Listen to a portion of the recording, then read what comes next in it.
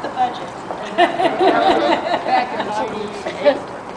They finished it in 1997. But they didn't actually open it to the entire public till February of 98. It took 13 years. Wow. How many years of permits with the neighbor? So many permits. I can't even tell you the number of. I heard that it took 8 years just to have the permit. Well, they probably, I don't know if that's exactly right, but they probably continued to negotiate for that long. Yeah. Okay, so some questions about the details of the building of the Getty. It took 13 years. It opened in 1997, in December of 97, officially. It cost $1.3 billion. That was not the original budget.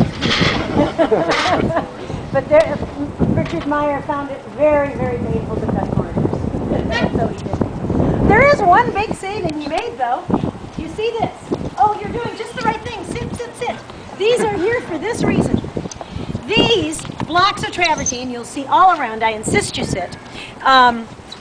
You know, one of the things that the Getty Trust and Richard Meyer really wanted to do was to create an experience that would enable people to stay at a museum longer. Because museums are exhausting for the head and for the feet. And the big part of the views is to constantly be lifting your spirit up and refreshing you so you can not get that museum head. As you go from gallery to gallery, you'll notice you're constantly getting a shot of the view to sort of like, whoa, get you a little, spiritual caffeine. But the other thing that they did was try to provide lots of inviting places to sit. And so when Richard Meyer saw these blocks of travertine lying around the bend to Tivoli, he asked Mr. Marriott what they were. And he learned that they were blocks. For instance, you can see these are all marred by the drilling machinery. And you can also see these were dressed in the traditional way. You can see the striations from the sedimentary layers as they form. So that's how travertine usually looks, striped like that. So Richard Meyer said, Carlos, you've done so much for us.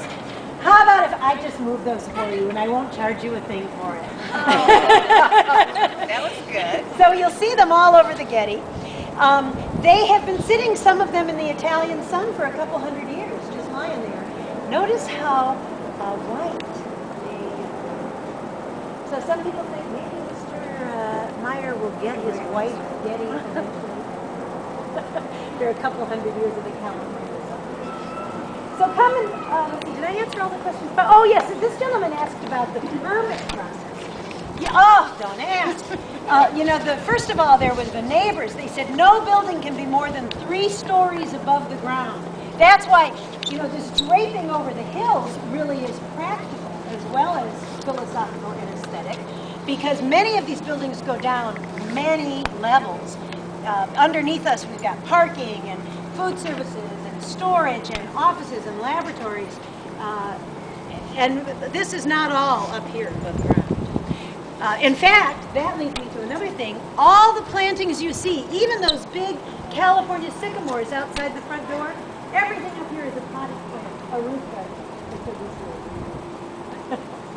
So those things were a restriction.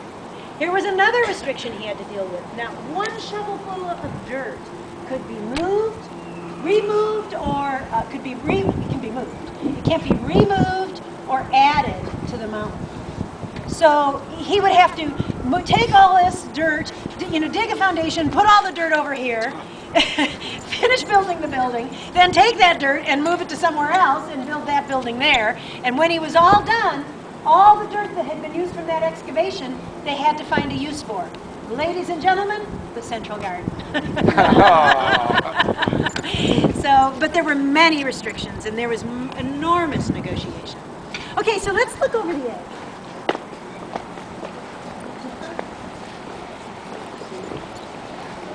Here's an opportunity for you to see that 22.5 degrees.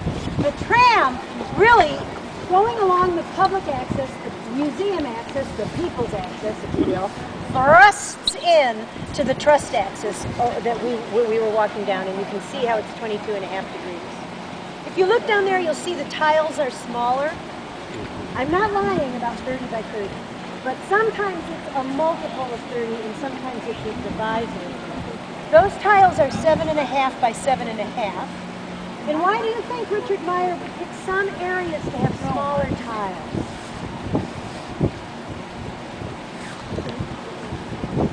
Those are areas where people congregate. He wants to make a little more intimate atmosphere. The beautiful little outdoor eating room over there behind those stone kinds has 7.5 by 7.5 tiles. And it's part of that business of inviting you to sit, rest a little. You don't need to look at art every minute. You can start again. I want to point out this area over here just because it is my own personal favorite at the Getty. Even though it doesn't look like much, I love it because it looks so it looks so excavated. It looks like it's some sort of in the process of digging into the hillside. And the travertine pillars themselves, there are no other travertine pillars like that here except one place that I know of. They are so massive. They're not pillars really, they're more like monuments and things you might find in a sculpture place. And I just think it looks so primitive and just evokes the beauty of the travertine so well. I also love the fact that here where he has his heaviest, most massive travertine pillars, it seems very funny to me that he has them floating a good 1.5 inches off the ground. You know, really playing with the perception and how that functions in the building. Are there any questions? Oh yes, that lovely little hillside community, that is Mount St. Mary's College. It has been there since the 1920s, a Catholic girls' college until a few years ago. And now it is a college of a whole lot of Catholic girls and a few lucky Catholic boys. That's a school? It's a school, yes. Oh, wow.